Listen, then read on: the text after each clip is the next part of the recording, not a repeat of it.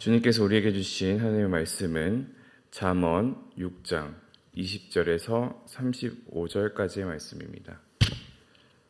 잠언 6장 20절에서 35절까지의 말씀입니다. 교독하겠습니다. 내 아들아, 내 아비의 명령을 지키며 내 어미의 법을 떠나지 말고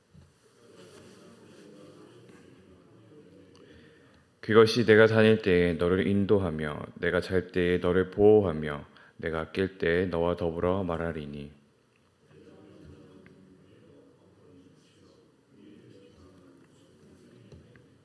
이것이 너를 지켜 악한 여인에게 이방 여인의 혀를 호리는 말에 빠지지 않게 하리라.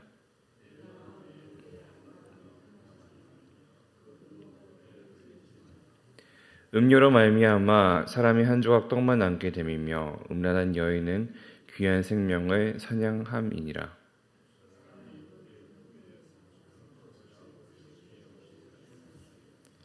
사람이 숯불을 밟고서야 어찌 그의 발이 되지 아니하겠느냐.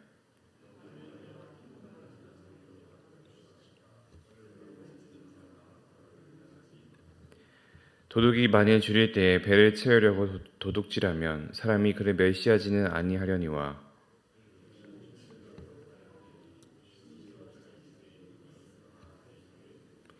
여인과 간음하는 자는 무지한 자라. 이것을 행하는 자는 자기의 영혼을 망하게 하며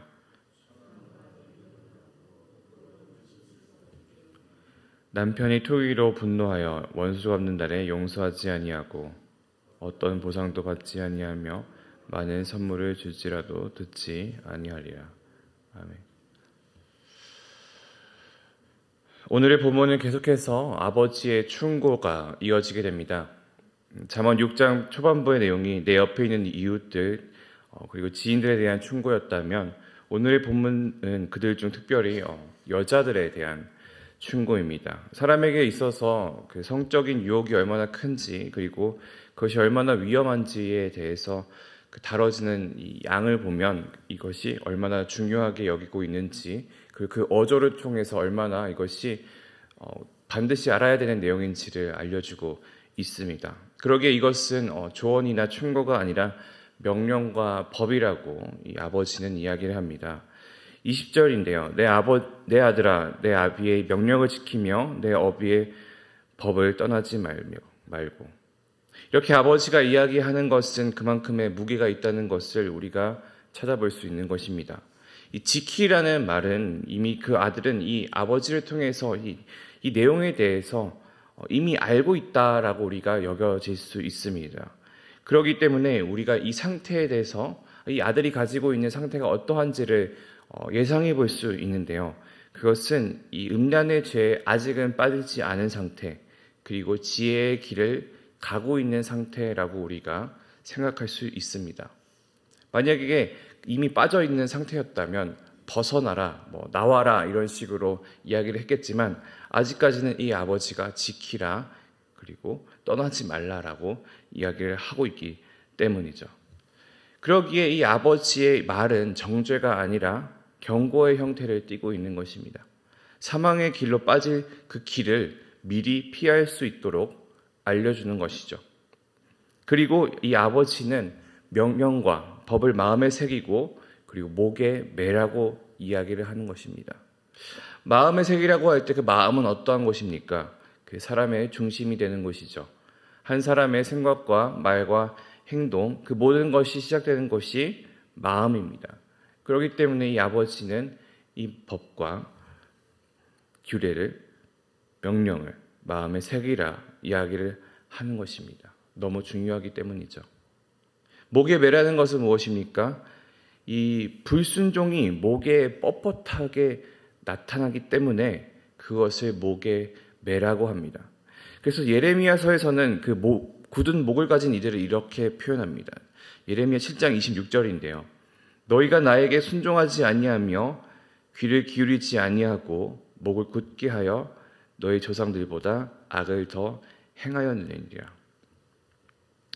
목이 뻣뻣한 사람은 하나님의 말씀에 순종하지 않는 사람이며 귀를 기울이지 않고 악을 행하는 사람입니다. 지금껏 잠언에 보여진 아버지 충고대로 해석한다면 지혜의 길에서 벗어난 자 그리고 악의 길을 따르는 자의 모습이 그 목이 뻣뻣한 자라고 우리가 생각할 수 있습니다. 결국은 아버지는 이 법과 명령을 목에 맴으로써 이 목이 뻣뻣함에서 벗어나야 한다는 것을 이야기를 하는 것입니다. 아버지는 왜 그럼 그렇게 이야기를 할까요? 그것을 23장에서 볼 수 있습니다. 대저 명령은 등불이요 법은 빛이요 훈계의 책망은 곧 생명의 길이라. 그것은 이것이 우리가 가야 할 생명의 길, 지혜의 길이기 때문입니다. 생명의 길이 어떤 것이라고 이야기를 했었나요? 장수를 넘어서 영원한 삶, 하나님 나라의 그 백성으로서 사는 영원한 생명의 삶이라고 이야기를 했었습니다. 그런데 있어서 이 법은, 이 훈계는 이것을 따르지 않는 그 행동을 통해서 생명으로 가는 그 길에 나타나는 장애물, 그리고 죽음으로 가게 하는 그 행동이 훈계와 책망의 길에서 벗어나는 일인 것이죠. 그러기 위해서 이 법과 훈계를 하나님의 말씀과 이어붙일 수 있을 것입니다. 다윗은 이렇게 이야기했습니다. 시편 119편 105절인데요. 주의 말씀은 내 발의 등이요 내 길의 빛이니이다. 이 두 가지 말씀이 매우 유사한 것을 우리가 볼 수 있습니다. 아버지는 자신의 가르침을 이어갑니다. 이 법과 훈계는 악한 여인과 그리고 이방 여인에게서 멀어질 것을 말합니다. 이 악한 것과 이방의 것은 어떤 것을 이야기를 할까요? 이방이라는 것은 하나님의 도와하는 다른 모습들을 이야기를 합니다. 결국에는 두 것이 같은 뜻을 이야기를 할 수도 있겠지만 어쨌든 악한 것과 이방 모든 것이 그 생명에서 벗어난 행동임을 우리가 알 수 있습니다. 그러면 이것을 듣고 있는 아들은 무엇을 주의해야 합니까? 오늘의 본문은 먼저 호리는 말에 빠지지 말 것을 이야기합니다. 먼저 아들이 주의해야 할 것은 그들의 말입니다. 육체적인 것을 보는 것, 그것에 대한 유혹보다 먼저 앞서서 해야 되는 것이 말을 통해서 넘어지는 것을 주의해라라는 것입니다. 사람은 말에 약합니다. 때로는 남편은 아내의 말에 살고 아내의 말에 죽는다라고 하기도 하잖아요. 그런 것처럼 악한 여인의 말과 이방 여인의 부드럽고 사람을 녹이는 그런 말은 사람을 내면으로부터 무너뜨릴 수 있는 교활하고 배교적인 그런 것이죠. 그 다음에 주의할 것은 이 여인의 육체적인 아름다움과 그것을 통한 유혹입니다. 특별히 25절의 하반부에서는 그 눈꺼풀, 즉 그 눈, 그리고 그것을 통해서 전달되는 유혹, 그리고 눈과 눈이 마주침으로 시작되는 탐욕을 주의하라 아버지는 말합니다. 그렇다면 그 결과는 무엇일까요?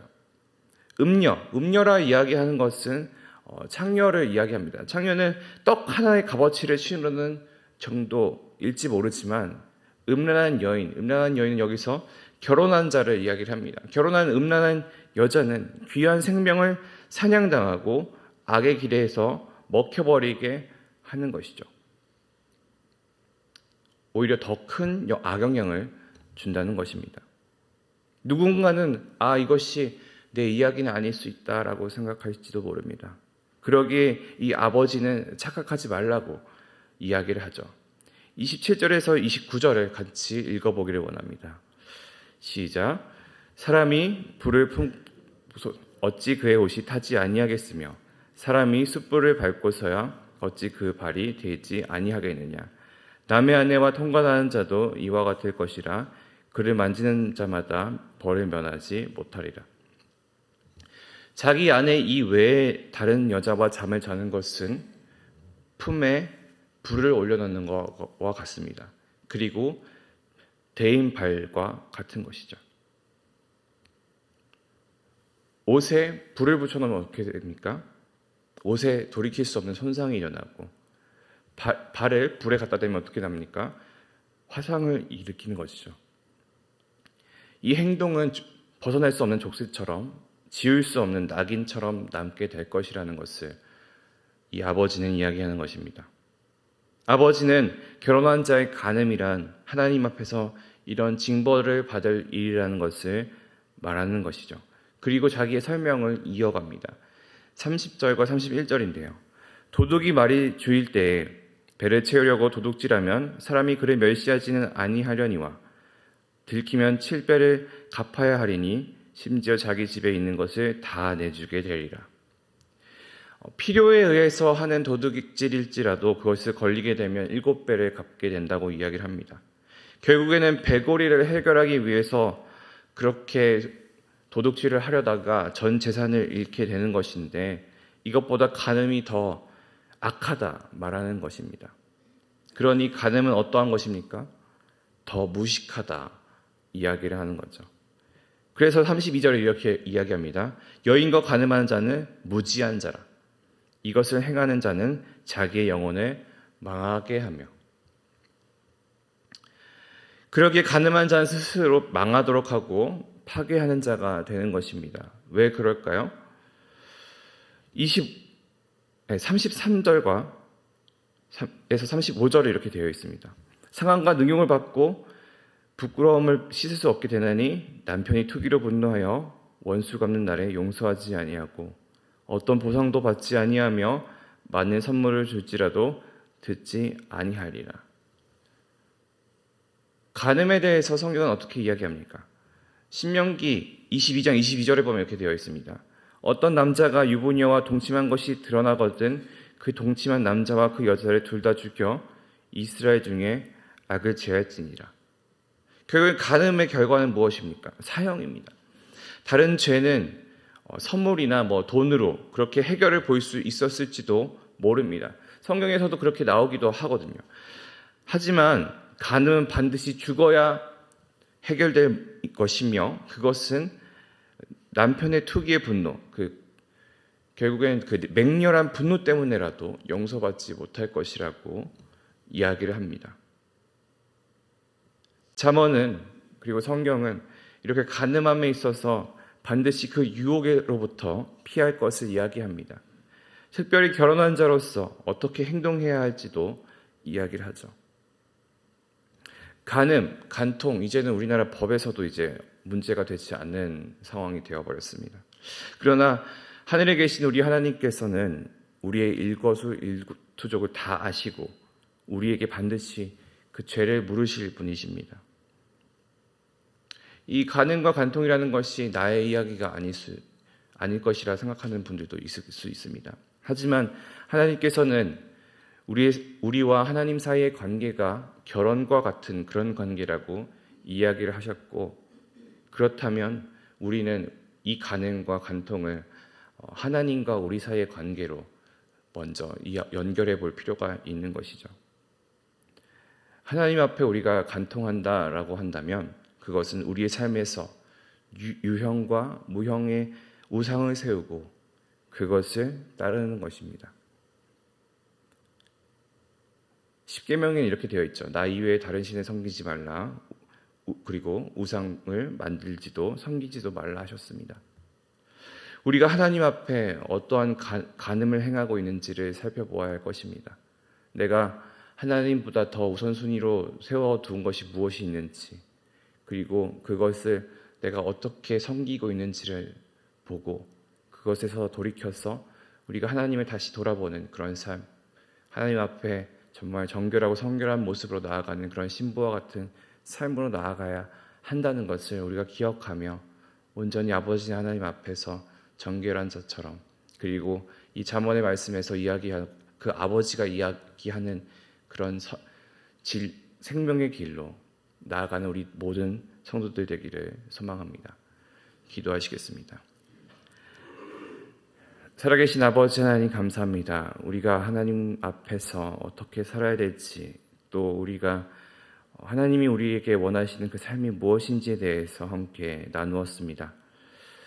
우리가 주님 앞에서 성결하고 정결한 삶을 살게 하여 주시옵소서. 우리가 다른 것을 바라보는 것이 아니라 온전히 아버지 하나님만 바라보며 그 아버지 하나님을 높여드리는 우리의 모습들이 될 수 있도록 인도하여 주시옵소서.